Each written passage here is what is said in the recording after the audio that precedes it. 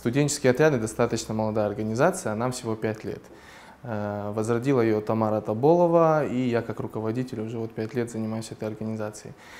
Количество участников с каждым годом растет. Значит, наша аудитория – это студенты-очники вузов, таких активных вузов, как СК ГМИ, ГГУ, СОКПИ, СОГУ и ряд других вузов. Значит, за 5 лет у нас есть достаточно хорошие успехи. Мы побывали более чем в 40 городах по всей России, строили такие крупные объекты, как объекты Олимпийских игр и Паралимпийских игр. Побывали в Екатеринбурге, мы строили большой, очень жилой комплекс в Свердловской области, рассчитанный более чем на 100 тысяч человек одновременно. Мы строили на Дальнем Востоке космодром восточный. Количество участников за 5 лет составляет более 13 тысяч человек.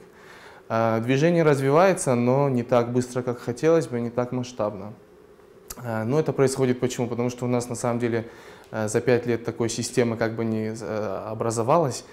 Есть наш центр единый, который контролирует всех студентов вузов. И есть в вузах тоже люди, которые занимаются этим движением. То есть в ГМИ, например, эти традиции сохраняются уже более, я не знаю, наверное, 40-50 лет. Ну, как можем, мы поддерживаем это движение, и вузы поддерживают нас.